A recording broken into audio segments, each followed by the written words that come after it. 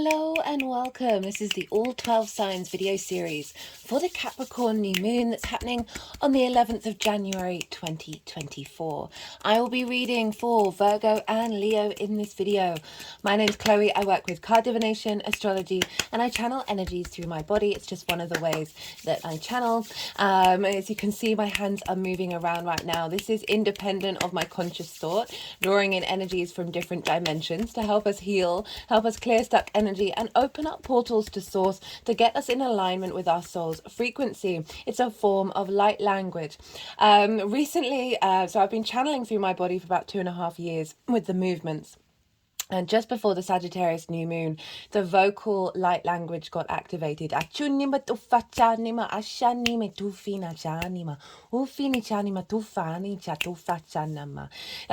still integrating this. It's all part of the channeling experience. Even if you're not consciously aware of what it is that's being communicated, these are helping clear energy in our light body and helping bring in activations to be able to receive more divine wisdom.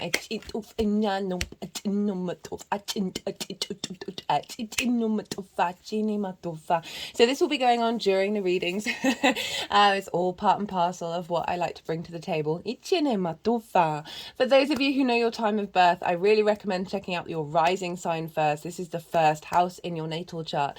And so each sign will be as if they're in the first house. So the astrology will link in closest with that.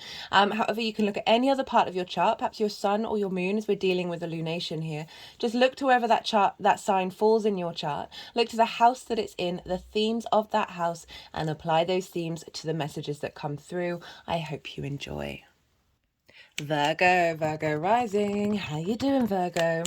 For those of you who have Virgo not falling in the first house, it's not in the first house in your natal chart, look to the house that it does fall in, look to the themes of that house and apply those themes to the messages that come through. It's as if that Virgo energy, wherever it is in your natal chart, astrological points, celestial bodies, themes of house, all of that is now moved to the first house. So take what resonates, leave what doesn't. Well, Virgo, this is a big Earth Capricorn New Moon that's happening for us all. This is a bit of a powerhouse of a moon. This is because this is the last moon in the sign of Capricorn with Pluto in Capricorn for the next 200 years. For those of you who might not have caught the introduction, new and regular viewers alike who might not have caught up on I've had a recent activation in my channeling. About 2.5 years ago, I started channeling movements through my body, and just before the Sagittarius New Moon, I started the voice activation of the light language happened. And so I'm still integrating this. So this is now part of the process. Even if you're not consciously aware of what that's being translated, it's still activating things in your light body. That are obviously always in alignment with the consent given by your higher self. So Virgo, regardless of whether Capricorn is your rising sign or not, regardless of whether Virgo is your rising sign or not, so wherever Virgo falls in your chart, this is trining the Capricorn New Moon that we're having on the 11th of January. And so this is a trine is an aspect of Jupiter. Jupiter can bring elevation, wisdom, expansion. It's a soft aspect. It's free flowing. It's very inspirational. There's a sense of expansion and wisdom and knowing. And with that, we can open up to abundance, opportunities and luck and generosity. It's a beautiful moon for you wherever Virgo falls in your chart. It's very supportive. It's very, as I said, inspirational and bringing about a deeper sense of wisdom. And this is because you're both yin in nature and you've both got the same element, but you're different modalities. So you're able to see things from different perspectives and find the wisdom within it because you've got a lot of things in common already. So it's a trine aspect wherever Virgo falls in your chart. Right, I am pulling cards for 3 different piles. The first pile is the energy leading up to the new moon itself. I work with 6-month cycles, so this is kind of of a tying up of everything that you've worked on from that download that you got at the Capricorn full moon during Cancer season last year, the last 6 months of figuring out and working what that was calling you to do and release and expand into. The second pile is the energy of the moon itself. As I said, I work with 6-month cycles, so this is a download that's coming into your vessel that will then unfold over the next 6 months. So if you're watching this after the event, you are not missing out on the messages that are coming through because it's part of a longer term cycle. And so the baseline of pile 2 is the collective reading that I've done. Do go check that out, particularly because this is quite a powerful big moon linked into Pluto. And so that collective reading is based on the astrology of how all the planets are talking to each other at the time of the new moon, and what story it's telling, what frequency it's bringing down. So that's the baseline of pile 2. In that collective reading, I also pull collective tarot, channeled messages come through, all sorts. I get esoteric. I talk about the soul's journey, what we're all doing collectively in terms of higher vibrational frequencies. You can also see on the table there's lots of oracle cards. I always pull these before doing a collective reading or a transit, but they're going to have their own reading. They're going to have an oracle reading after I finish this all 12 sign series, so you might want to come and check that out. They've been quite loud in these individual sign readings already.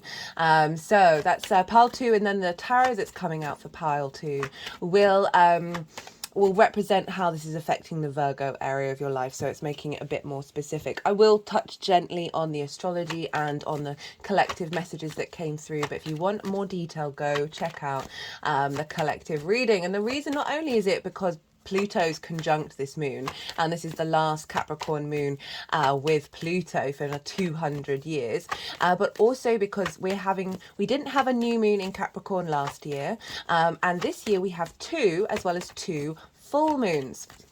So the most lunations that a sign can have is happening this year, not next year, we've moved years now, this year in for Capricorn. So this is instigating that.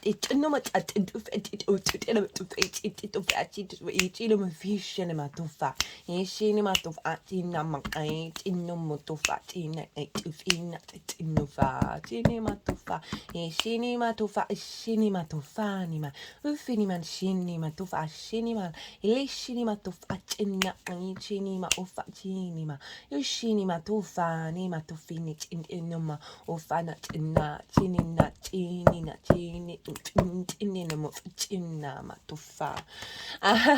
So big deal, really. So this is a new moon is a great time to set intentions. And why is this? Well, this is because the moon is at her darkest. Our unconscious mind is receiving the light of the sun. They're conjunct to one another. Whenever a celestial body conjuncts the sun, it's kind of activating a new cycle. The sun transmutes everything that you've learned from the previous cycle, and then brings you into the next level. So every time we have a new moon, the moon is getting a reboot. And this is our intuitive body. So then the will and the consciousness and the purpose of the sun will then feed into our unconscious mind, then will instinctively unfold over the next 6 months and take action of this blueprint, right, that's coming through in that collective reading. So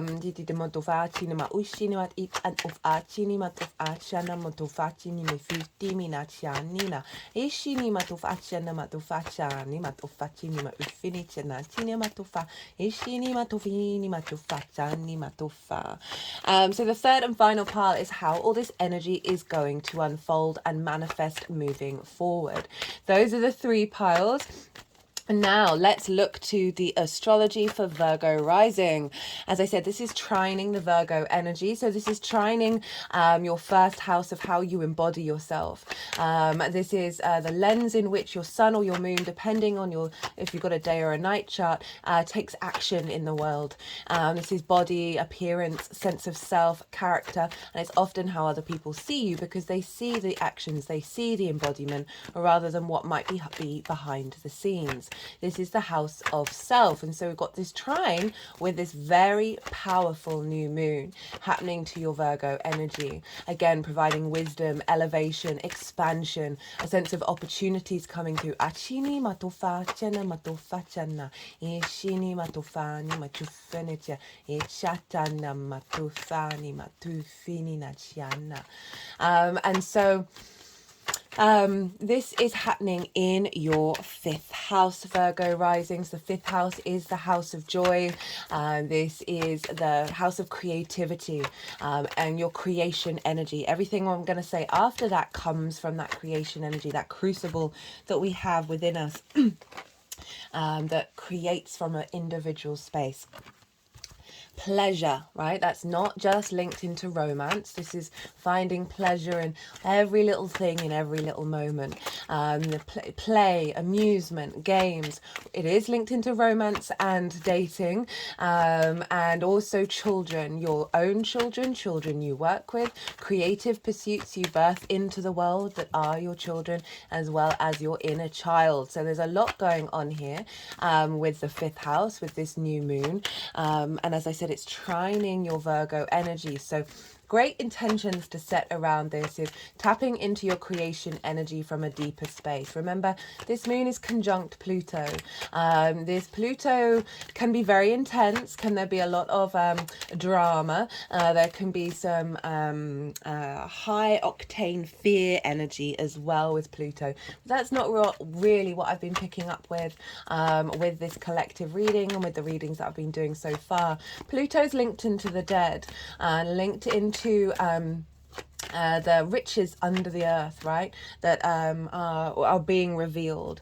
And this is Capricorn. Capricorn is the collective earth sign. It's ruled by Saturn. There's a sense of longevity, of maturity, of honoring the cycles of time, and this is the collective. So it's linked into the banking industry and hierarchies, but for me it's the longer term cycles of the human species, not just civilization, or certainly not just the civilization that we're aware of. I mentioned Graham Hancock a fair amount in the collective reading. If you've not come across him, I really recommend his books. And if you don't have time to read, there is a Netflix series just to sort of open your eyes to the fact that we don't know everything in any field. And what a wonderful thing that is. There are new frontiers of curiosity to be explored. It's a very nourishing earth energy, sort of like the grandmother energy. And there's a real sense of being able to commit to your creative pursuits. Capricorn is definitely hardworking. Play hard, work hard. It's ruled by Saturn, and there's an element of, as I said, the maturity. And Saturn represents commitment, responsibility, duty, due diligence, integrity, walking your talk. And with that opens up your legacy. There's an element of responsibility there. So you can set new intentions around committing to your creative process. Your ability to bring forth your spark of spirit into the world. To reconnect to the pleasure principle, to play in a way that's nourishing and serving your long-term legacy. You could set intentions around drawing towards you the kind of romance that you wish in your life. There can be a lot of trauma here in the fifth house because the inner child is there, and there is that element of dating, right, and sort of short-term dating. And I would say the percentage of people who haven't necessarily faced some kind of pain around love is quite small.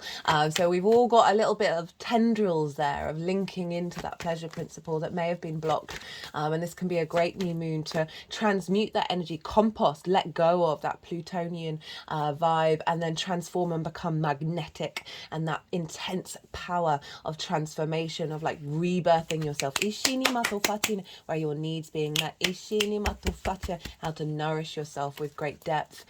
For those of you working with children, and it's not just your inner child, this can be honoring and setting an intention of working with children from a high vibrational level with a sense of legacy for them. They are our future.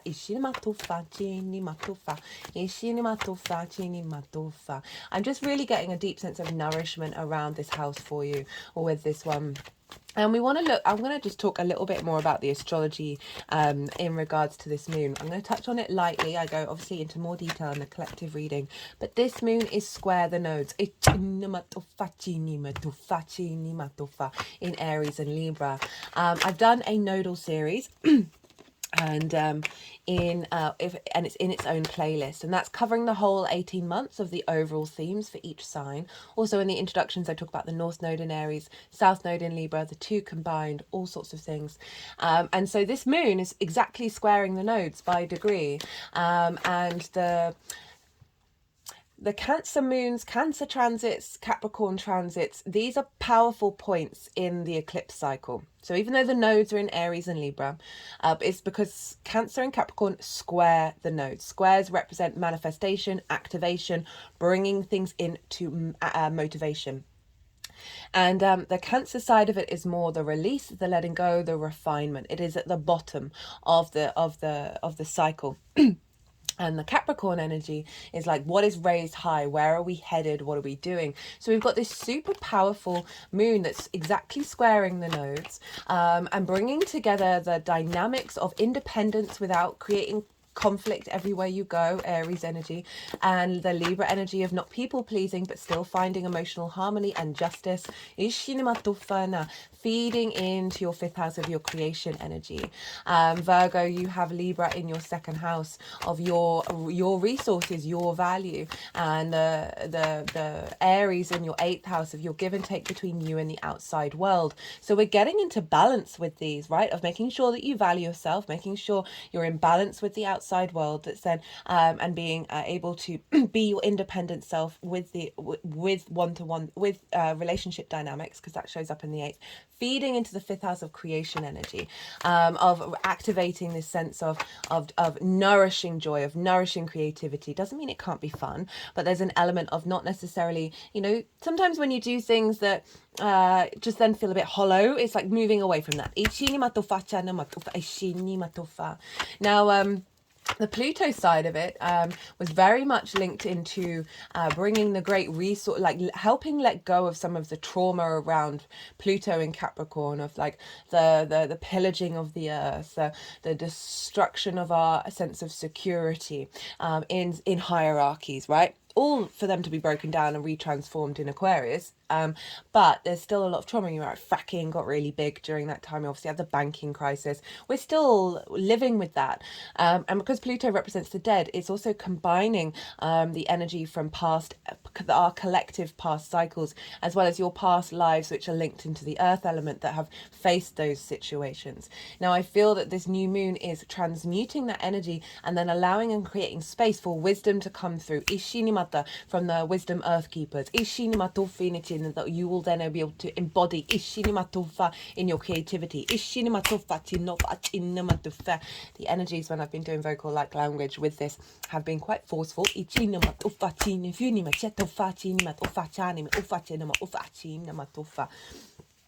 With this Pluto and the nodes energy, especially that Aries stuff. Right, so we've also got a lovely trine with Uranus over in Taurus.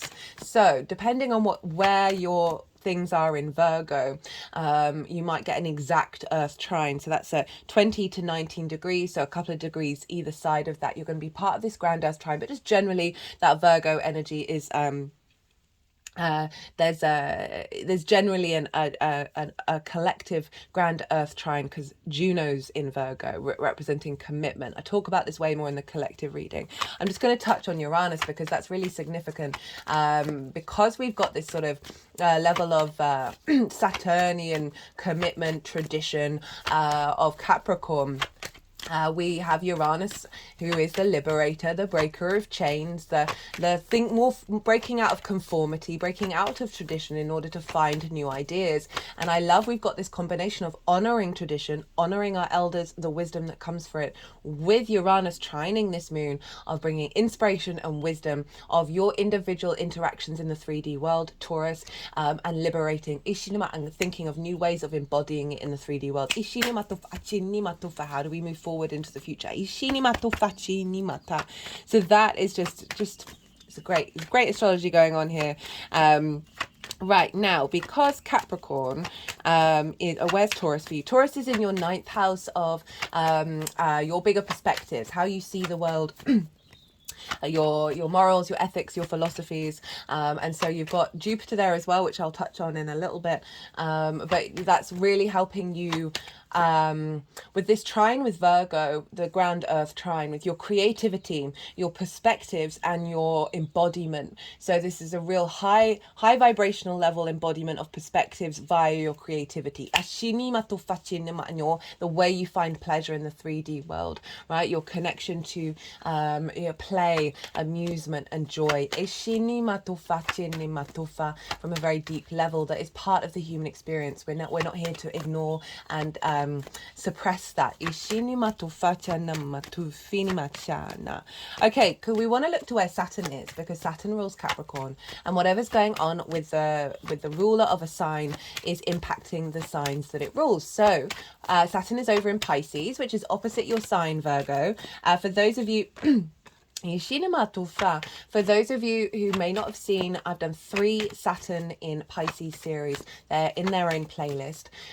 Because for Virgo risings, this is opposite your rising sign. Also, sun or moons can have a really strong effect with it. It's opposite my sun, and if I didn't know astrology, I'd probably go a bit more mad than I already am.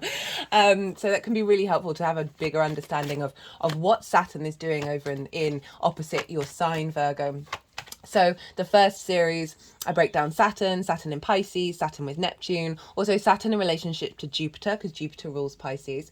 And in the introductions, you might want to recap, even though it was about the direct motion in that first series of watching the Virgo sign, just to see what the themes of Saturn in the 7th house are all about. I'll touch on them briefly, but I go into it in more detail. The second series was about the retrograde. Can revisit that and look back in time. And the third was for the direct motion, which we're in now till the end of June. So that one is still live. So Saturn is over in your 7th house of intimate relationships, the house of other. This can be business partners, one-to-one clients, as well as people you work with on a one-to-one basis at work, intimate friends, long-term committed romantic relationships, as well as your relationship with source energy, right? And whatever that looks like to you. Saturn moving through there can bring about a sense of restriction and limitations around these things in order for you to understand your own authority, and be able to be in your own power and realize what you want to commit to, how to walk with integrity when it comes to dealing with the other. Especially, it can often be highlighted by others not doing that to you, and that is strengthening you, right? Saturn is very good at doing that, even if it may be a little bit of a bumpy ride. Also giving stronger foundations and commitment to your relationship dynamics, whether that's source energy, friends, whatever it is, giving a sense of maturity to those relationships as well. Whereas before you might have needed other things from people on a one-to-one basis, and now that's been elevated. You may have let go of a lot of Saturn stress tests foundations and knocks them down if they're not working. So they need to last the test of time. So it might feel that you've been evolving quite a lot in your relationship dynamics of what you really care about, right? When we mature, we realize that there's lots of things that we thought we cared about that don't really matter. And so Saturn can really help with that. And now it's combined and influencing your 5th house. So this can bring about a deeper connection with source to help boost your creation energy.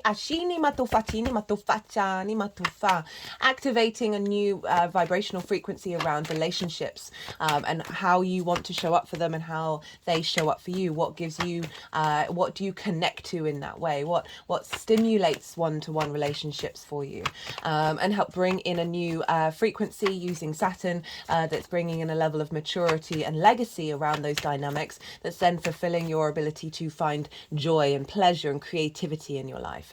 So because Saturn is in Pisces, which traditionally is ruled by Jupiter, we want to look to where Jupiter is. And Jupiter is, as I said, over in Taurus, in your 9th house of your perspectives, your big picture, understanding of how you see yourself in the world, society, the universe, your morals, your ethics, your philosophies. Why do we exist? What's the point of all of this?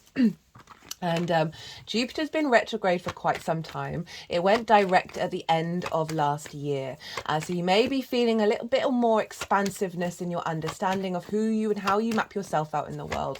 You may have been working on a project, because it's also about learning and mastering something. And now with Jupiter going direct, of feeling like there's more outward motion, more exterior yang energy of being able to create in that way from everything that you've been learning with that retrograde.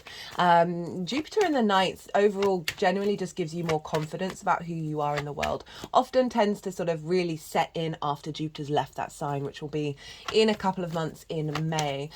Jupiter, so the perspectives, your understanding of who you are, valuing yourself in the world, being able to share your perspectives in a way that isn't impinging on other people's will, but you feeling comfortable being able to do so, is then feeding into Saturn, of making sure that whatever frequency is coming up in terms of your creation energy is in alignment with this higher perspective that's being channeled by Jupiter in the ninth house.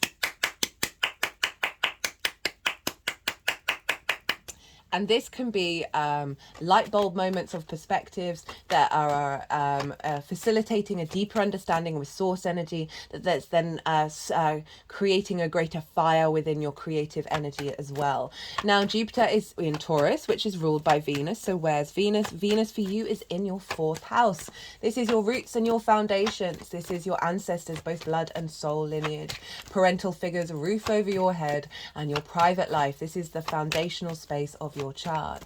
And so Venus is influencing Jupiter, but she's in Jupiter's sign, which means we're getting a feedback loop between Jupiter and Venus. And even though this is a Saturnian moon, right, Capricorn, it's being governed energetically by Venus and Jupiter, the two benefics. So whereas sometimes Saturn there's an element of like arm's length, limitations, restrictions, isolation, a sense of sternness that can come with Saturn. We've got the two benefics, generosity, joy, love, desire, creativity, all coming together to help facilitate a shift of dynamics when it comes to you understanding you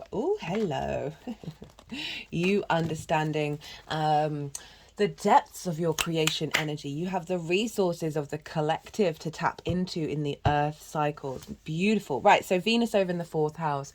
Moving through the fourth house, you may have found more inclined to spend more time at home, getting more creative, finding more desire and pleasure interacting in your home life, and just feeling a little bit more at ease. Venus is also likes to tidy up, so she can clean up a lot of what the other planets have been activating and doing, and bringing a sense of harmony and diplomacy. It's also a great time to connect with love, to your ancestors.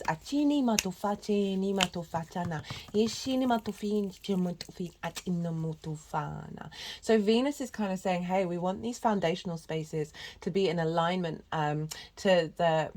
we want the influence of your foundations, the true root of you, to impact what's going on with your creation energy, and that fire, that spark coming out, that is then being given a vessel by the earth energy of Capricorn. And that is playing back and forth of these perspectives of understanding deeply who you are in the cosmos. And that can often give a lot of peace around one-to-one relationships and like pleasure and creativity, because we can get quite stuck in the rat race of this current incarnation. And if we zoom out a bit, we can then start to reconnect to joy, because we get overwhelmed with fear and anxiety and all of those things. And so this is just this feels like a very supportive, strengthening, mature moon, in the way that you understand pleasure, in the way that you understand joy and connection to your inner child, or whatever it is that's cropping up in that fifth house of your creation energy, of bringing something into being. Starting a new project can be a great time to set intentions around that that will unfold. We've got 2 full moons coming up, and then the final new moon at the end of the year. This is a big year for your creativity, right? So really tap into that. Right, I recommend checking out where your sun and your moon are in your natal chart. Look to the houses that they're in and the themes of those houses. Those themes are likely to crop up in relation to what's happening with this new moon, or what you want to apply into your intentions that go beyond this general reading. We've just had the the yang action side of the reading, the go, go, go, all the stimulation, all the information, all the extrovert. And now we're going to have a little bit of yin, night, rest and digest. So just had loads of information. I'm going to go quiet, well, consciously quiet. The vocal light language will come through. I'm going to go consciously quiet and soften my mind and let the energies, they'll do some the physical and vocal light language. There'll be some cards around, and then they'll put them into the 3 piles, and I'll come back round and bring the tarot into the astrology. I call you to soften your mind as well. Let all that information settle in your unconscious. Don't try and force it and overthink it, and then see what intuitive hits come up for you, perhaps about what kind of intentions to set, or the feeling that you're getting about how this is going to unfold and what this moon means. Ishini matufa, tini matufina chana, ishini matufina, isha, ishani matufa, chini matufina, ishini matufa chana, ishini ma, lima no matine, ishini matufa, chini matufani, ishini no fa, matufa, chini matufa, ishini ufet in the ufini, ashano manishana, ishini ufachinana.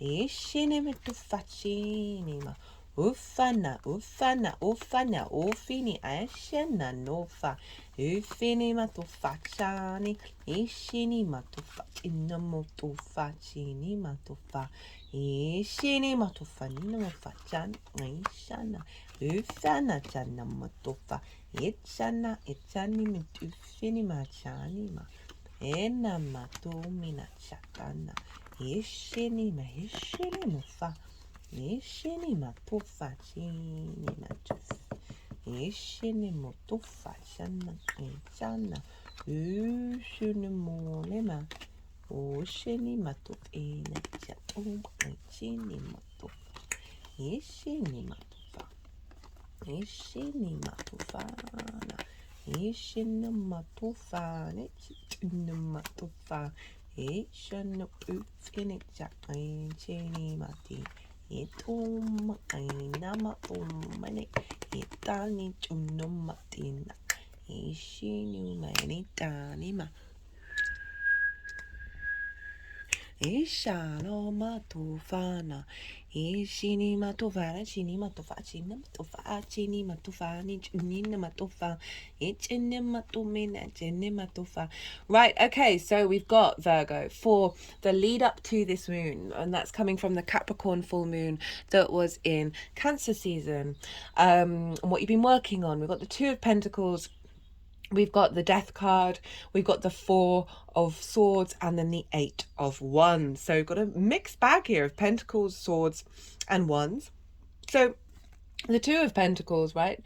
This is about balancing. This is about survival mode. This is about not quite being able to know what to focus on, but potentially because you've got lots of other things that you need to work on, and you feel like you might not be able to survive if you focus on one area, right? There's definitely an element of movement, but no momentum moving forwards. Ishini matofa, chini matofa, ni matofa, ishini matofa na chana matofa. And the reason why I say survival mode, if you look in the background, there's basically a storm going on, and these ships are on these really big waves, and you think about being in the now, right, and really surrendering to all the possibilities. These figures who are on the ships, you're in survival mode. You're just thinking, I need to survive, I need to do the thing in order to survive.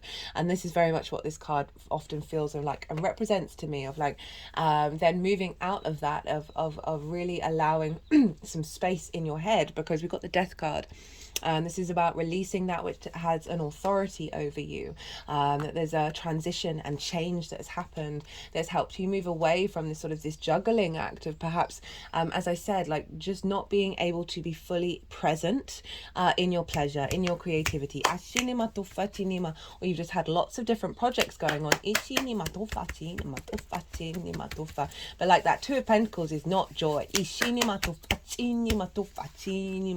Is not the pleasure, because you're too busy worrying if you're going to drop something, and worry is not the name of the game. Ishini matufa. But it seems like there's been a lot of development that's happened over these 6 months.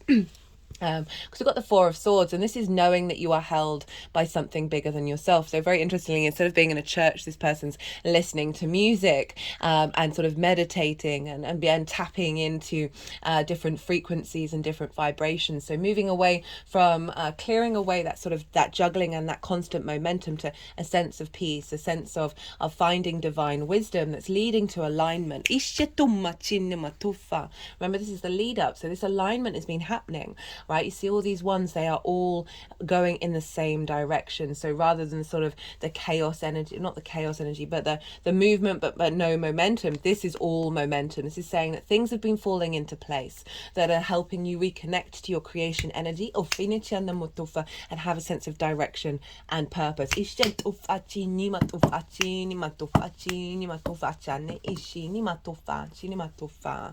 And then for the moon itself, energy download coming into the moon, got the 10 of Wands in reverse, got the High Priestess, the Fool, and the Ace of Pentacles. Love this combination of cards, especially for creativity, right? 10 of Wands, this is moving away from feeling like things are a burden, of not being able to connect to pleasure, and really releasing a sense of freedom. And with the High Priestess, this is being able to know that you have all the intuition and inspiration you need within you. You are drawing it all towards you. She's very powerful in her ability to bring things into being, but not necessarily with a lot of exertion of like going out, doing action. This is saying meditate, right? Sit in yourself to get creative ideas, to connect to frequencies that you want to engage in. This is also representing like things drawing towards you, situations that bring you pleasure. Relationship dynamics that are more in alignment with the power behind the High Priestess, and away from that burden. A release of a weight from the ancestors that you may be holding around pleasure, where they've constantly been in a state of burden that they haven't been able to set themselves free. And a lot of this energy with this moon is helping release that and transform that and connect to the power that is within that. We've got the Fool and the Ace of Pentacles. This is a new beginning. This is a release from that 10 of Wands. This is the Fool, operates from a heart space, is curious and open-minded to all that it's experiencing. It's going outside of the realms that it knows and going off exploring. So this is really representing that there's perhaps a frequency that's coming in that is inherent within you but may have been blocked from lots of different ways, that is now being released. That's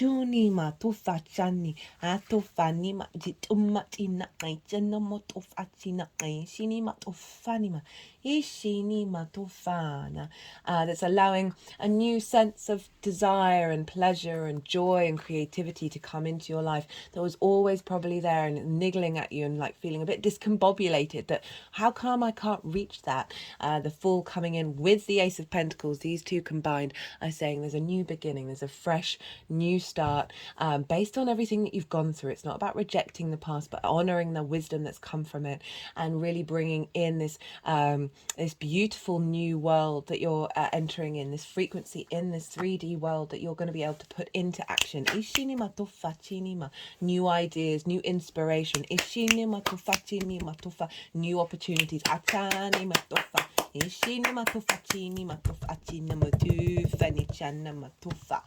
How this energy is manifesting moving forwards. We've got the Knight of Cups, we've got the King of Swords, and we've got the World card.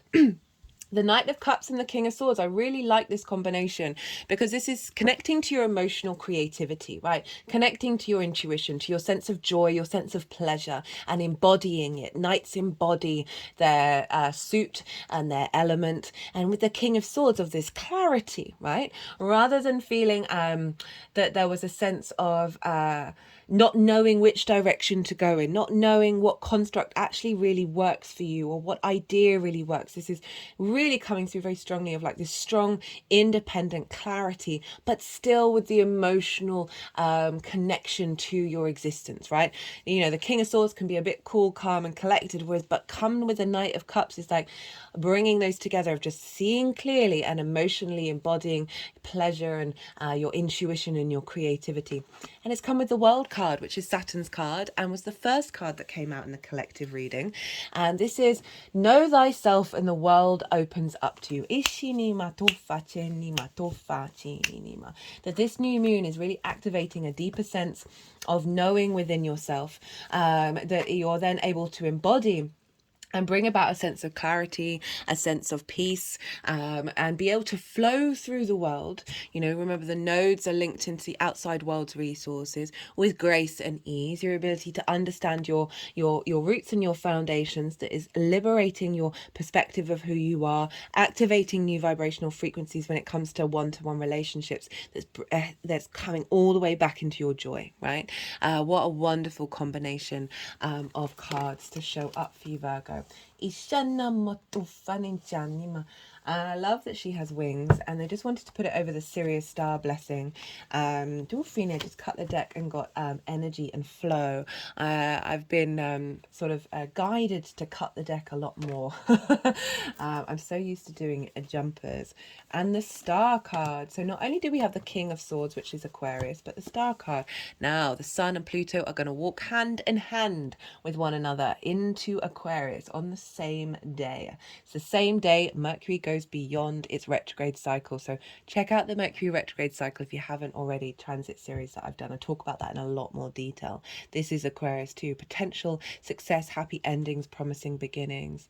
So we've got this real sense of opening up a vision that's allowing us this frequency to come in. It's for you to believe in that, right? To believe in that happy ending. Even if they're a bumpy ride and things may be a bit difficult. Just as I said, a bumpy ride, cut the deck and got perseverance. Keep going. This is the 4, right? You are held in the universe.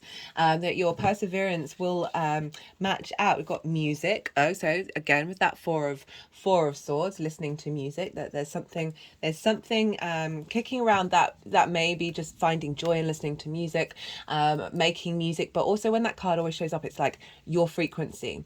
Getting in touch with your inner frequency will then allow you to blossom out and be blossom out and know and really embody yourself. Final card, got adventure. So coming into a new frequency that's bringing in more adventure and more expansion.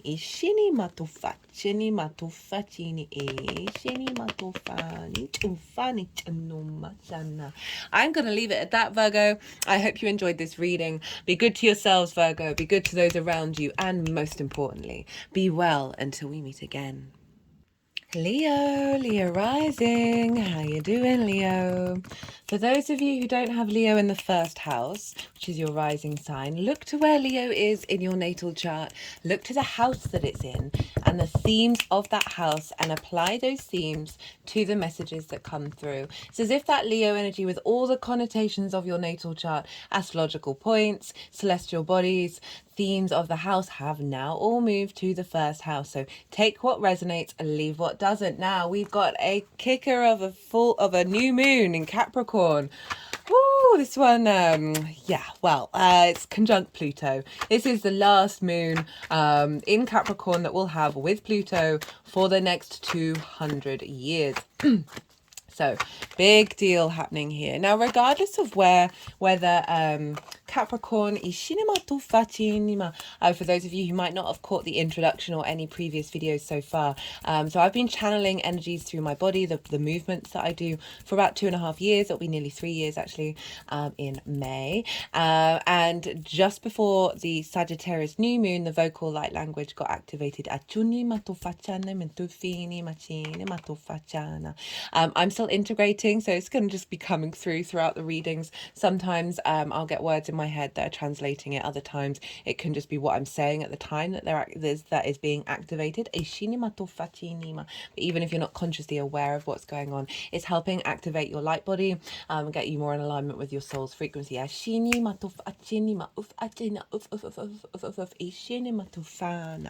Now, regardless of whether Leo is your rising sign, Leo and Capricorn in conjunct one another. Now, an in conjunct isn't a traditional aspect. This is where we're dealing with two signs that have inherently there's three main things that signs have in common with each other. There are other things as well, but the three main things, they've got none of those in common, right? Leo, you are fixed fire, you are yang in nature. Capricorn is cardinal earth and yin in nature. So this can be a bit of a discombobulated energy. It can be a bit frustrating, a bit crossed wires. There can be jumping over a lot of hoops, feel like you're grinding your gears before you get anything going. Just because you're working with 6 different energies, right? And so this can kind of be like herding cats. And once you realize that, once you're like, oh, that's why this might not feel as easy as some other things, as natural as some other things. And then like, oh my goodness, the wonder and the fun and the play that you can have with 6 different energies that are all very different to one another is a fantastic thing. But it can feel a little bit out of sorts. And a little bit discombobulating. And Capricorn, yeah, so that's the general energy for wherever your Leo energy is. But if you think about it, you're not working with conformity, with traditional aspects. You're breaking outside of the norm. It's very inventive, very innovative energy showing up you with this new moon. Now, I'm pulling cards for 3 different piles. Hello. For 3 different piles. The first pile is the lead up. One second, sorry guys. Love these cards, difficult to balance, especially when you're doing it on a pine cone, which is my own fault. What was I saying? I'm pulling cards for 3 different piles. The first pile is the lead up to this new moon. That is from the Capricorn full moon that we had last year. I worked with 6-month cycles. So the download that you received at that full moon, how that has unfolded over the last 6 months, what you've been working with, what's being transmuted. The second pile is the energy of the new moon itself, what will be downloaded into your vessel, which will then unfold over the next 6 months. As I said, I work with 6-month cycles.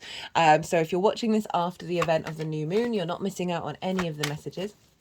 And right, so the energy of the second pile, the baseline of it is what came through in the collective reading. So I've done a collective reading that's live already, where talking about the astrology in way more detail. There's a lot going on with the astrology, and it's baseline energy is how all of these planets, celestial bodies, are talking to each other at the time of the new moon that is getting downloaded into us. Also did some collective tarot and some collective channeling as well. So some channeled messages came through. I will touch on some of it in this reading, but I do recommend that collective reading. 1, last moon with Pluto. 2, we're going to have 2 new moons in Capricorn this year and 2 full moons. This is a lot of Capricorn energy with the lunations, and they're very personal to us, the lunations. Like, they really link into our psyche. So it might be this, and this is the first one of that cycle. So well, it's obviously part of a longer cycle, but the first one of this new calendar year. So that collective reading, I get a bit more esoteric. Talk about the soul's journey, in particular from the Aries second Aries, because we had 2 Aries new moons last year, and the last one was a hybrid eclipse, which happens once a decade, and it really felt like a soul integration. And so with each new moon I build on that. So that's all in the collective reading. You can see here there's some oracle cards. I'll be doing a separate oracle reading after the event, yeah, it's really in alignment with the astrology, which is really quite beautiful. So the second part is the baseline, is the collective reading from the collective video, and on top will be the tarot that will link into how that's affecting the Leo energy. The third and final pile is how all this energy is manifesting moving forward. So with this download, how does that unfold, and what's showing up for you in the future? Right, so this is a new moon where we set new intentions, or we can do. And why is that? Well, that's because the moon and the sun are conjunct one another. Whenever a celestial body conjuncts the sun, it's like it gets a sort of an upgrade and a reboot. So the sun will like transmute all the energy from the past cycle, and then shift it into the next level. Ishini matufa, chini matufa. That's why we're constantly evolving. Ichini matufa, chani matufa. And so the moon is getting a reboot. Our unconscious mind, she is at her most darkest, her most receptive. So the vision and the clarity and the purpose of the sun, that conscious energy, is feeding into our unconscious, which is why it's a great time to plant seeds in your unconscious mind, will then unfold. You can see results at the next full moon, which will be in the sign of Leo with Pluto in Aquarius, as well as a longer term cycle to the next Capricorn full moon. And then we're going to have another one. Just wild. So very quick space of leveling up. Ishinima from full to full. Ishinima tufa tufa chana. So this is why it's a great time to set intentions. They're very chatty with you, Leo. So Leo risings, where is this happening for you? This is happening for you in your 6th house. This is the adult in the room of the chart. This is work, health, and routines. All 3 things that the human species can often struggle to do. So it's how you embody your work, right? The 2nd house are the tools that you have in order to put to work, and the lens in which you do so is your 6th house. 10th house is sort of the career and life purpose, but it isn't necessarily how you work. So this is the 6th house, as well as health, taking care of your physical body, and routine. As I said, all of those things, we can be a little bit, not sure if we want to do that, or at least not have the same momentum as, say, going out and doing something you really love that's really fun. However, all these things can be fun. It's just how we look at it.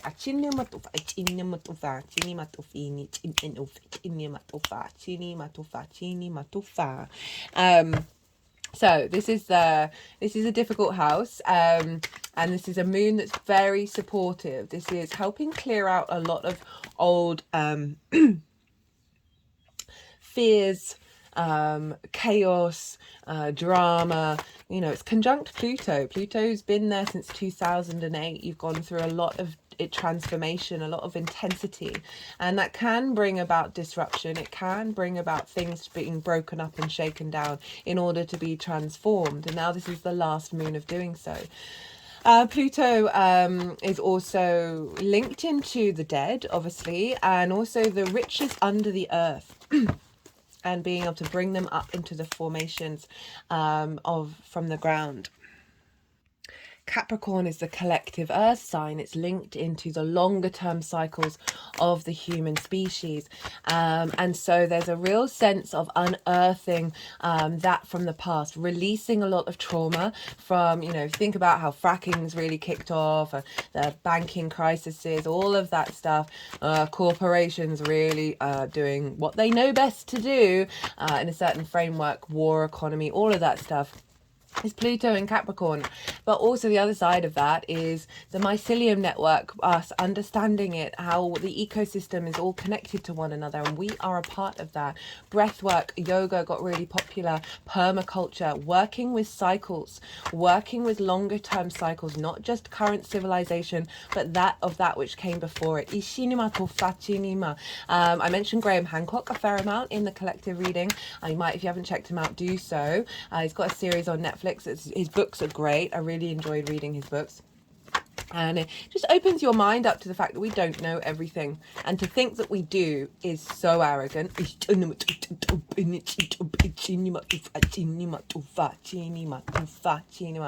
far too many of the institutions think that they know absolutely everything. And that's just nonsense. I was going to swear there for a second. Right, so Pluto is not only helping clear out generational fears, right? So it's a 200-year cycle, 7 generations, and there's, if those of you into the esoteric and all of that, you'll know about the 7 generation curses and the link into 7, and 7 being a very important number. So this is allowing to clear out fears around safety, security, longevity, a legacy in the earth part of our being, and then create space for the wisdom earth keepers to come through all that has come before us in this incarnation on this planet, as well as any lifetimes you've lived in connected strongly to the earth element, and the wisdom coming through from the dead, the riches being built, released from the earth. that is then incorporating into this very powerful new moon. The reason why it's super powerful is because this full card wants to come out. Sorry, I'm having to pause because I've really been so I'm very used to doing jumpers. I like doing jumpers.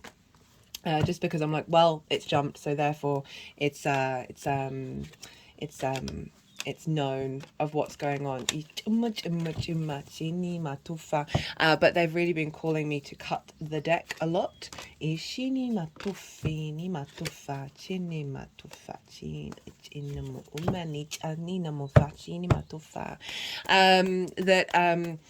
Uranus is trying this moon. Uranus is over in Taurus in your 10th house of your career, and really liberating. Whereas we've got a lot of tradition, we've got a lot of I'm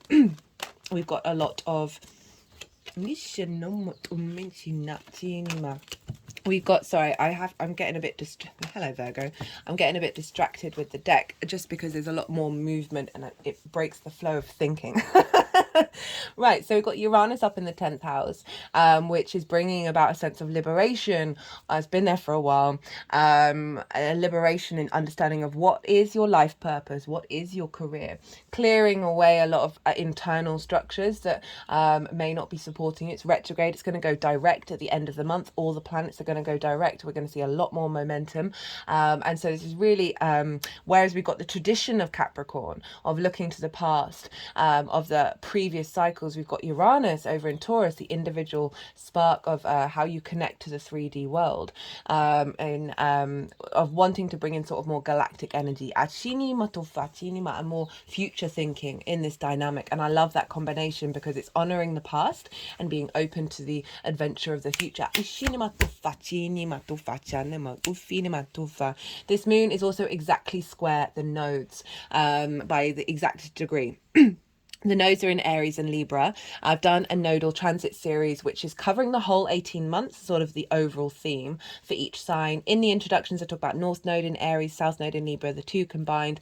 North Node's going to conjunct Chiron, so that's a big deal. And so this is squaring the nodes. So with the transits in Cancer and the transits in Capricorn, they're activating, because they're squaring the nodes, what the nodes want us to do, right?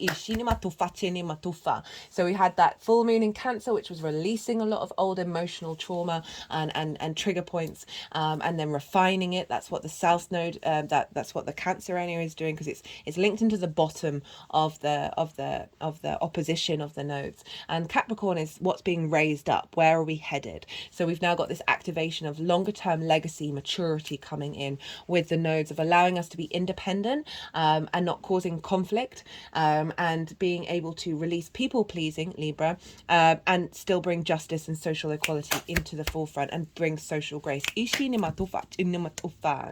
So you've got Libra and Aries in your communication house, Libra, Aries in how you see yourself, right? So this is all feeding into, and your day-to-day, feeding into this new moon of activating new intentions around how you embody your work, how you take care of your health, how you establish routines, right? Using the wisdom from everything that I've just talked about, bringing that into the forefront, finding the motivation and drive to do so.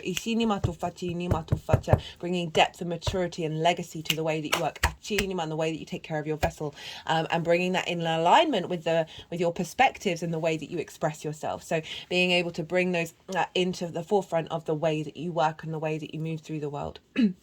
That's then feeding in alignment with where you're headed of the 10th house. And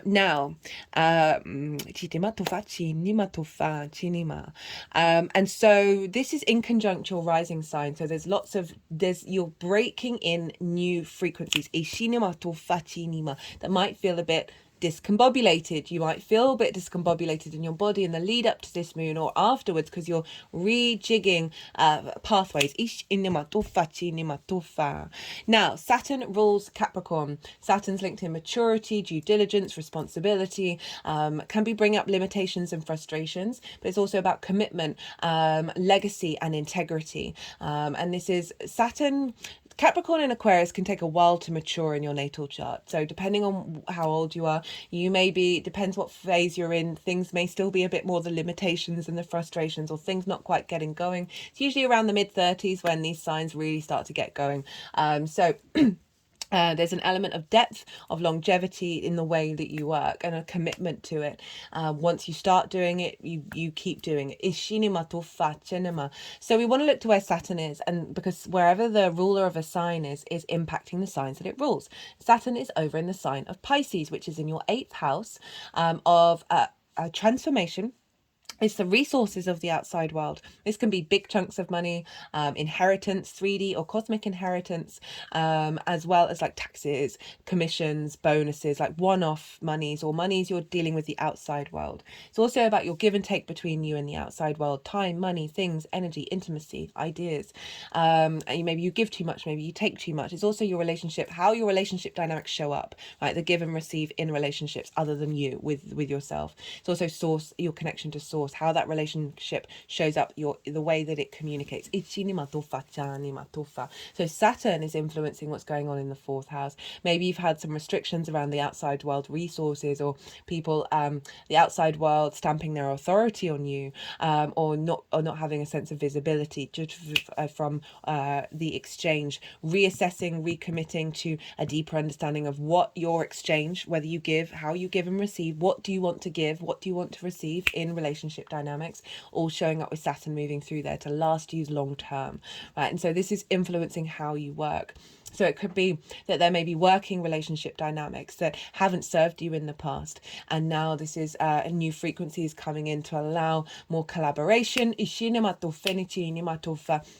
more resources coming in to help facilitate the way that you work.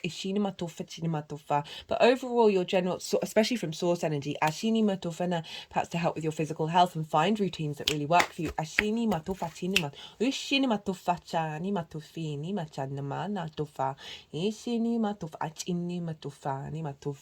Saturn is in Pisces, which is ruled by Jupiter traditionally, and Jupiter's over in the 10th house along with Uranus in Taurus.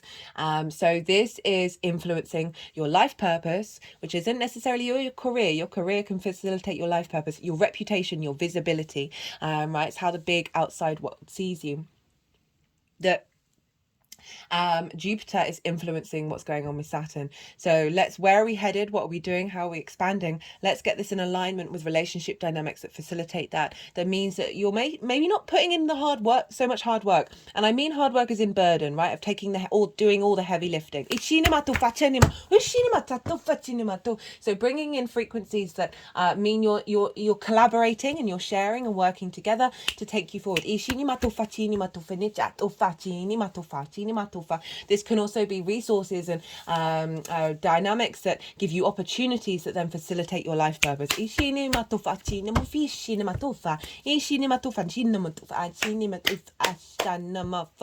Jupiter in Taurus, ruled by Venus. Where is Venus? Venus is over in Sagittarius, trining your lovely Leo energy, making sure this is the 5th house of creation energy. This is her favorite place to be. She loves being in the 5th house, the house of joy. This is creation energy. Everything I'm saying after this comes from that pleasure, the pleasure principle. Not just about romance. This is about absolutely every area of your life, feeling good about it, being in flow.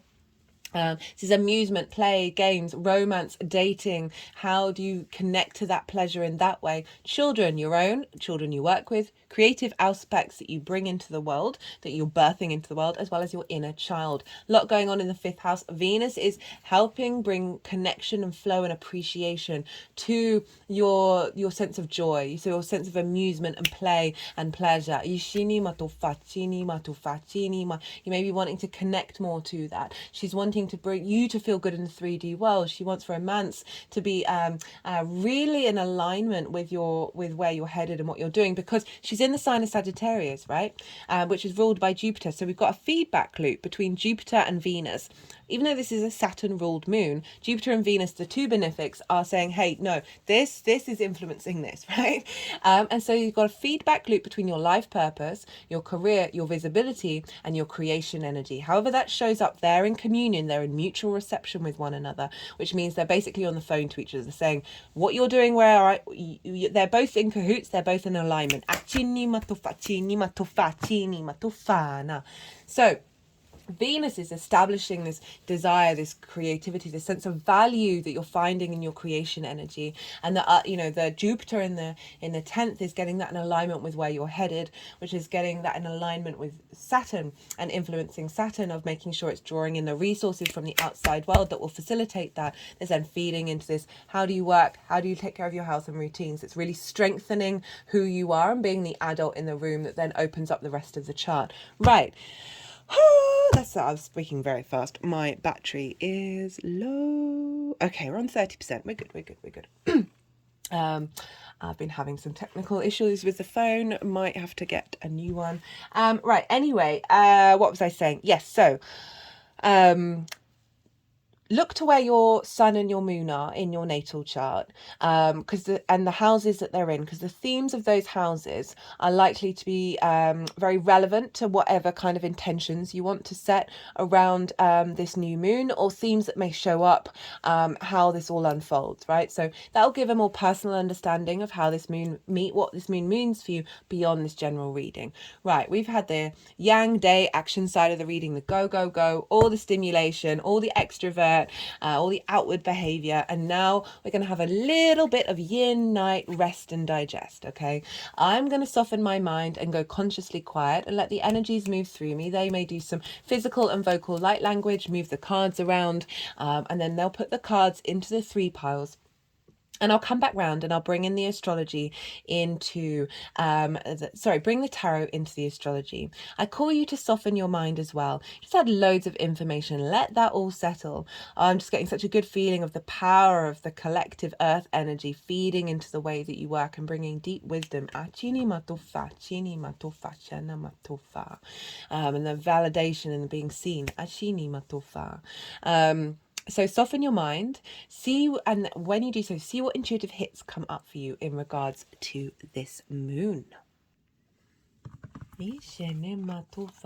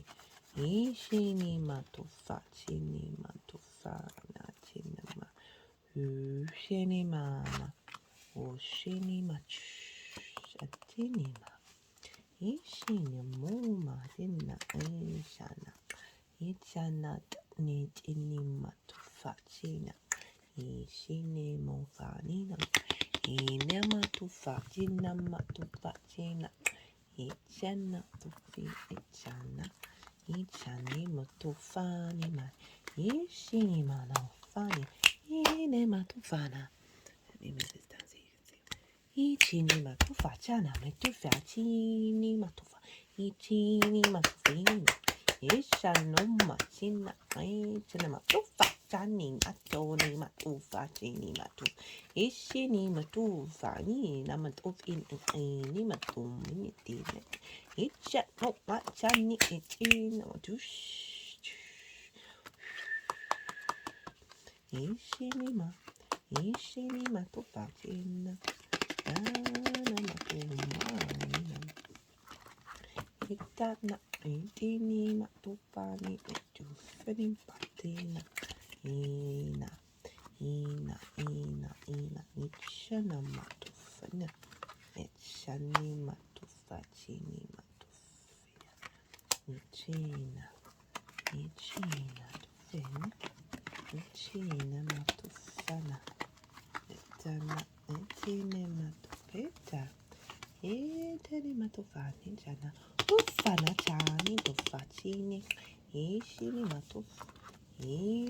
matufani ni matufini matufa eta matufani china ichini matufani machana eturmeni nana futini machana ichini matufani ishini matufa ichini matufina shina matufa ishini matufa ichana matufana matufina matufana ishini matana matufani ma ichana matufa china ichini na ichini matufa china ushini matatene etanene tufateno tufni matu ishi no patina ichini matufani ichini matufani ichani mituf utime chatene shinjene chunjene tumtetena ichana matufana chama ichana matufa chana amacha. Okay, Leo. Right, so we've got a lot of cups here. Got a lot of cards altogether. Right. This is the lead up to the full moon. So this is, sorry, new moon. Keep calling it full moon. Just had that. New moon. This is from the full moon in Capricorn during Cancer season. Everything that you've been sort of working with, things that may have come up that you've then been doing the inner work over. Ishini matufa. Got the 4 of Cups, the 5 of Cups, crossed by the 8 of Cups, the Moon, and Justice. So a real sense of rebalancing coming through here over some difficult energies, right? So if we're linking into work, health, and routines, we've got the 4 of Cups, and this is a figure looking at the 3 of Cups and feeling like that flow, that abundance, that being celebrated, being in joy, finding creativity, emotional support is out of reach. There's an element of stagnation here. So something may have happened around how you work and how you take care of yourself, where you may have just felt this heaviness, this weight within you, right? This can be an element of melancholy and depression, of just not quite having the motivation and drive to do the things that you need to do. And that's one thing that a good intention to set with this moon, especially because Mars is in the sign of Capricorn as well, which I haven't talked about in these readings, but I did in the collective reading, really bringing a strength into the motivation and drive for you to start taking more action. Perhaps you may have been feeling a little bit you haven't quite been doing the things that you want to be doing. And we've got the 5 of Cups as well. So this is grief again, looking at the 3 of Cups. They're both looking at the 3 of Cups in different ways. There's a feeling of loss. It's not only that it's out of reach, that it just feels that there's a deeper sadness within you, whether you felt it like fully consciously, that's certainly been resonating and clearing out of feeling that flow isn't there, like this 3, right? So work, health, and routines, feeling that flow isn't there, and that potentially may never come back again, right? And working with that grief and working with that within you, and noticing it, even if it may. And the reason why I'm like, it's probably deep with, like, it feels like it could be really deep within you, that you may, all these things may have come up where you're like, not anything really. The intensity of that grief, it's not necessarily, I mean, for some people it may be that something big has happened, or certainly that you've been taking everything in your stride. That's what I kind of feel, that yes, these difficult energies have shown up, but because of that retrograde over the summer, that there's probably been a shift of your ability to then look at these things and be able to see, okay, I can see that this is going on, and just letting it move through you. We've got the 8 of Cups here, and it wanted to sort of be half and half, and it feels that it's not that you've had to leave something dramatically when it's sort of this way. You've been in the process of recalibrating your emotional frequency. It's not necessarily that you're needing to get a higher perspective, because I'm just getting the feeling like you understand why these things have been showing up, but certainly acknowledge that work needs to be done to transmute this energy, and it's not necessarily going to go and figure out what that perspective is. You've got the perspective, it's just then how do you put it into principle. And such an interesting combination of cards. We've got the Moon and the Justice card, and the Moon represents our sensitivity, our emotional body. This is Pisces, so this is where Saturn is showing up, of honoring. So what I'm getting with this Moon card is honoring that things are transitory. And having that maturity around it and being like, okay, I get that this is showing up. It's not forever. What is it that's within me? Why am I feeling that way? And allowing to tap into your sensitivity, your intuition, potentially your psychic abilities of being able to figure out the nuances of what's going on here. And being able to soften a little bit and not feel the rush of needing to fix and needing to do and needing to be, right? Really allowing the softness of this card to come through, and let things flow through you. Think of the tides that the Moon has control over, and understanding you are bobbing along the cosmic waters. It's not about not doing action, but it's about acknowledging that sometimes that's not what's necessary. There's an element of contemplation, of meditation. A softness, a kindness that comes through with the Moon. And also, the Moon can represent delusions. And the reason why I'm mentioning that is because that can be a part of what's going on with justice, of justice being able to cut through any delusions that are in your consciousness, in your unconsciousness, linked around of why these things are showing up, and like really helping you see clearly and giving you a good judgment, right? So the Justice card is bringing things in to balance. So this is why this has felt like a bit of a slow thing, and not necessarily needing to rush out and do it, because it's felt like a premonition of you with the Moon is very much like being able to see the premonition of the psychic ability of knowing that things are coming into balance. This is also a Libra, so you've got a lot of refinement going on in your third house. This is about karmic contracts coming to an end as well, and that doesn't have to be with other people. That can be things that are within you, or your relationship dynamic with the outside world, if we're thinking about Saturn in Pisces, which was in Pisces at the time of the Capricorn full moon. And really, as was Jupiter in Taurus, of really allowing you to see the situation with clarity, empathy, and fairness. And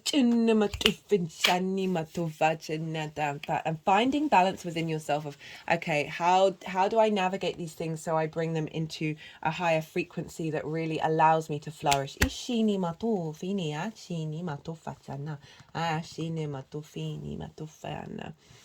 Gonna have a sip of water, guys. I'm a bit worried about moving the phone in case it turns off. Right, so the energy of the Moon that's downloading into your vessel. We've got the Hermit like this. We've got the Queen of Wands like this. And then they wanted the pages together with the Fool on top. Now, the Hermit like this, so a lot of cards have been showing up for these readings, like not reversed, not upright. Now, the Hermit midway is having, this is the Virgo energy, which is in your second house of how you value yourself.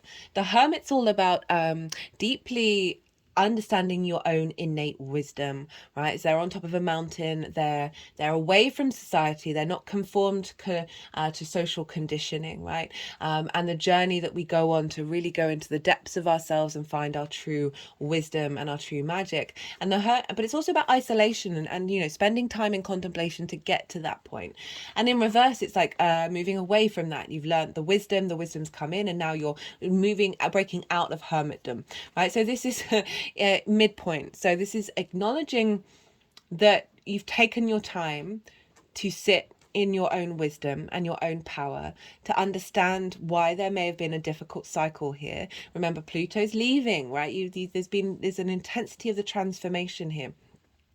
And you're not quite hermited, but you're not quite out in the world yet. There's this sense of this is bringing through the wisdom that you have learned, but it's not isolating you in your adventure, right? Of how you understand, how you embody your work.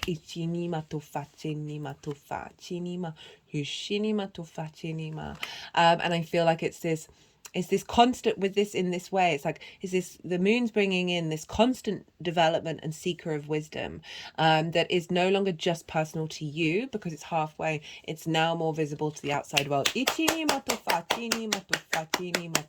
it's less the limbo, not necessarily limbo with the hermit, but certainly the mindfulness, the pause, and more. It's both that and the activation. What you've learned, the wisdom of how you put things into perspective is then going to facilitate action being taken with your routine and your health, right? Virgo is very much linked into the healing modalities of finding the wisdom and then putting it into action.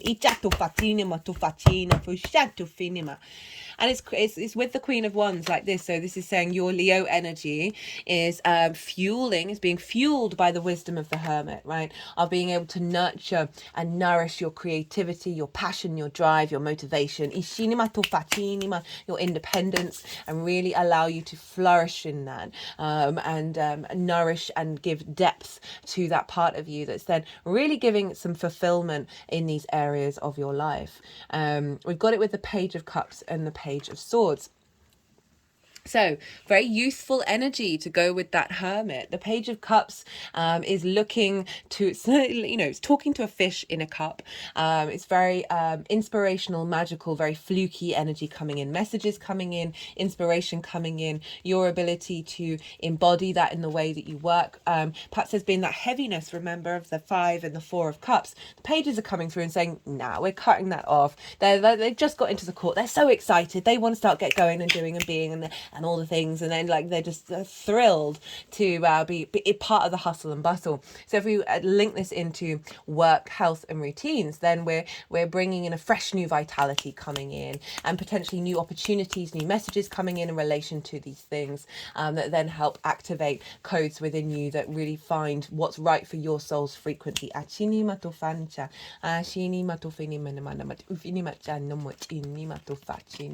And all of that's linking into relationship dynamics, right? What are you receiving from the outside world? Messages. Messages. That's in alignment with where you're headed in life. That's also connected to how you bring joy and creativity into your being. Got the Page of Swords, the ability to look to the past but moving to the future, right? So encapsulating that Uranian energy up in Taurus and the collective earth energy of Capricorn, of seeing the wisdom from the past, being in the present and keeping open to the future. So this is sort of implying your ability to adapt and to change in the way that you work and the way that you embody, add layer and layer and layer and layer and layer, deeper understanding of your wisdom around how to take care of your health. It may be more intuitively based, what kind of routines you want to genuinely really matter rather than things that just don't falling away. Having new ideas of how to implement them.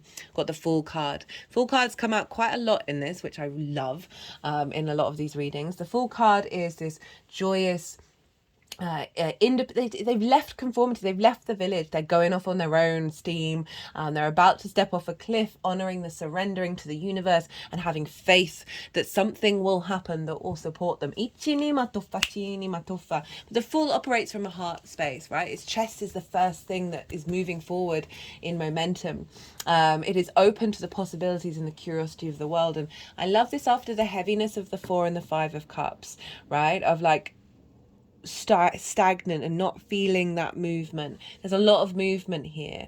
We've got fire and we've got the pages and we've got the Fool who's setting out on a new frequency of not necessarily, the 6th house can be difficult. It's like, as I said, the adult in the room. A lot of this energy isn't very adult, right? We've got 2 pages in the Fool, but it's back behind it is the Hermit and the Queen of Wands, of saying there's maturity here, there's wisdom here, but lighten the load. It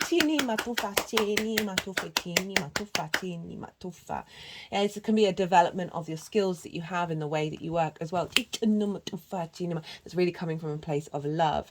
Right. We've got the final part, which is how this energy is manifesting moving forward. So what have we got here? We've got the Chariot, we've got the Six of Pentacles in reverse, we've got the Knight of Cups, the Four of Wands, and the Two of Cups. So this combination the words I really like this combination for the sixth house, right? The Chariot, this is the Cancer's card, but the Chariot represents the journey through the major arcana. It's got the baton of the wand of the magician, the crown of the empress, the moons and the pillars of the high priestess. And this is the yin and the yang, representing the lingam and the yoni, that is and there's usually wings above it on the original Rider-Waite, representing the Lovers card. So it's bringing all together everything, all the previous cards, and acknowledging the journey that you've been on. And now there's a sense of victory. There's a sense of understanding the resources that you have around you. We've got the stars, the astrological symbols, that you don't need to control things. You don't, you've learnt so much from your journey. There's figures and they don't have any reins. They're not trying to guide where they're going. There's deep faith in knowing that they're headed where they need to go and they have victory on their side, right? So this is acknowledging the difficult journey and the strength that you've gone through, and through all of those experiences, this has illuminated parts of yourself that you may have never seen before, and so this is all coming together as this unfolds. This is a deep confidence of you utilizing your physical vessel, the routines that you're putting into the way that you work and the way that you take care of yourself. I'm really standing in your own confidence, and not neglecting yourself. Ishini matufa, chini matufa, in the way that you work. And then we've got the Seven of Pentacles in reverse. Now the Seven of Pentacles is kind of like right at the beginning stages of something. You're starting growing the plants, and it can be a bit frustrating. You've got to put in a lot of you've got to tend to them every day because they're very fragile and very small. And so often at the beginning stages of growing things, you're like, how on earth is this ever going to grow into anything? And can get a bit frustrating, can be a little bit like, when are you starting to see results, right? So this is right at the beginning of the process of something. It's Pentacles, it's earth energy, the way that you work. This is about, putting in that constant work. That in reverse is really sort of saying that you're now embodying a sense of maturity. You'll move beyond this cycle. There's now starting to see results. Let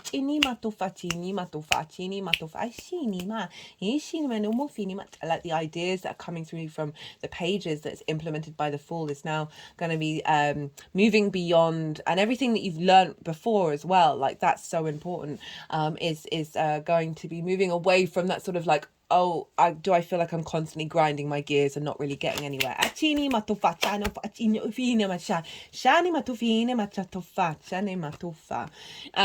we've got the Knight of Cups and the Four of Wands. I'm not sure what they're wanting to do with this Two of Cups. They're not wanting me to hold it up particularly.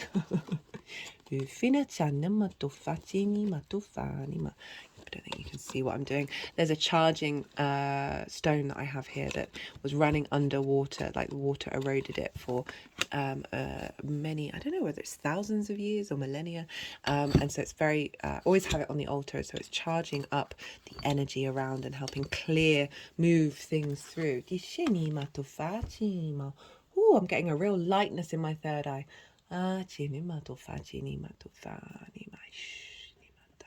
Okay, crowned by the Two of Cups. Knight of Cups, Four of Wands. I love this is the embodiment, right? Even though it's water, right? I love the Knight of Cups. It's been stalking me a bit in my personal readings. This is like embodiment through love, which is what we should all be doing, really, because the heart is so powerful, and it has the ability to change its environment in a fundamental way. And this is, knights embody their suit, they embody the cup, they embody the water, the intuition, creativity, emotional joy, love, right? So I love that this is showing up of how this is unfolding, of the way that you work and the way that you care for yourself, the way that you nurture yourself, and the way that is visible to others. Remember, we're linking back into the give and take between you and the outside world, getting the resources in and dynamics and people around where you're working together to facilitate your life purpose. purpose or collective life purpose. And it doesn't necessarily have to be people. It could be energies within yourself that are all in union with one another. They're all in flow and wanting to embody love. Remember, Venus is over in the 5th house of creation energy and pleasure, right? And joy. She represents love. So this is feeding into this moon that will then unfold over 6 months. So more than that. So that 4 of Cups, right? It doesn't realize that the Ace of Cups is right behind it, right? So there's this element of not being able to embody that abundance. The Knight of Cups has got it in its hand. It's completely like glued to its hand, right? So the ability to see abundance even in difficult situations and still move through with love. We've got the 4 of Wands. This is celebration after putting in the hard work, after working with your health and your routines. Everything is coming together. This is also about the harvest, right? And reaping what you've sown. And it's about working with other people. That keeps coming up. So it may be relevant, it may not be. Of just certainly, this could be energetic guides or whatever it is. That there's an element of working together to create something and celebrate with it. It's a milestone. So there's potential milestone coming up around those 3 themes, and all linked into the themes that I talked about in the different houses. And we've got the 2 of Cups crowning it. Make love, not war. Again, this is union within yourself, masculine, feminine, spirit, doing divine healing. We've got the caduceus, which is a symbol for healing and doctors, as well as kundalini energy, right? So empowering your physical vessel, bringing it in union in order for you to fully take care of this vessel. It means that our ability to embody work becomes so much more powerful. It's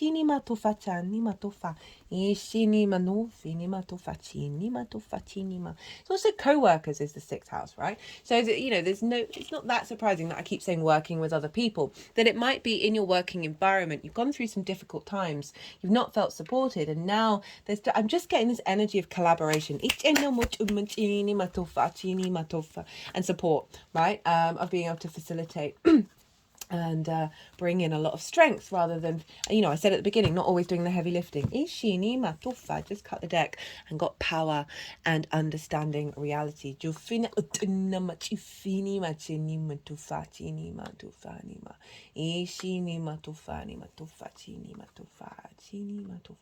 Yeah, it really felt with that pile, that first pile, of like you've known what's going on, and it's not necessarily, it's been difficult, but with that knowledge of it too shall pass. Interesting, that's a 7, and last year was a 7. Right, let's get another card from the First Light Tarot. All the decks are in the description box. We've got the Emperors. Hello, Venus. Development, growth, abundance, productivity. Brilliant. I love using these cards because they've got keywords and they're focusing on productivity, which is so good for the 6th house.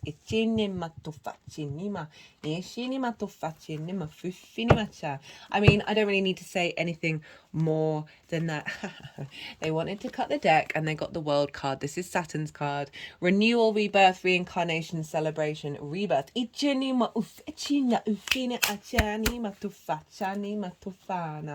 Of that heaviness that you've been working on, that still may be lingering, and you're just like, all right, let's let it pass through. Cut the deck and got perseverance. Time out. And rebirth. Goodness me. Got lots of repeating messages that have happened with this cycle. And then adventure.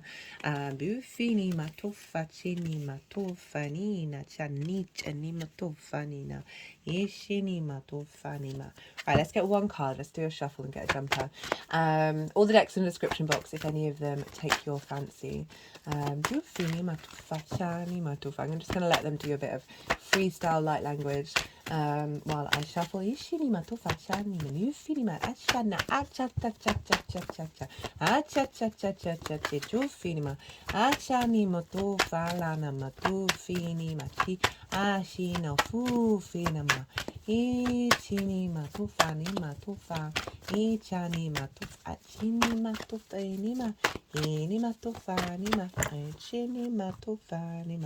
health. Okay, interesting. Ichinima, ichinima tufa, chinima tufana.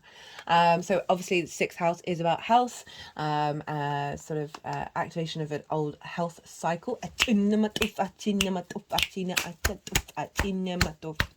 Sort of tapping over the heart itself. So more motivation and drive to take care and seeing the results. Got spiritual partnership, which is really interesting. I rarely read love in these readings because I like to focus on you, and the more that you understand yourself, the more the depths you go to of really understanding yourself, the less conflict there is around finding and seeking that thing. So spiritual partnership, I feel that this is an alignment with like a reconnection to the way that you work. Like spiritual doesn't just have to be the connotation. It's like anything that's got meaning to it.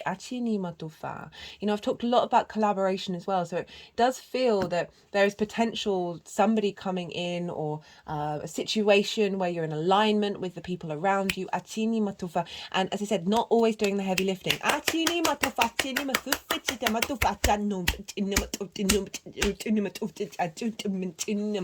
you're in alignment with whatever else is going on.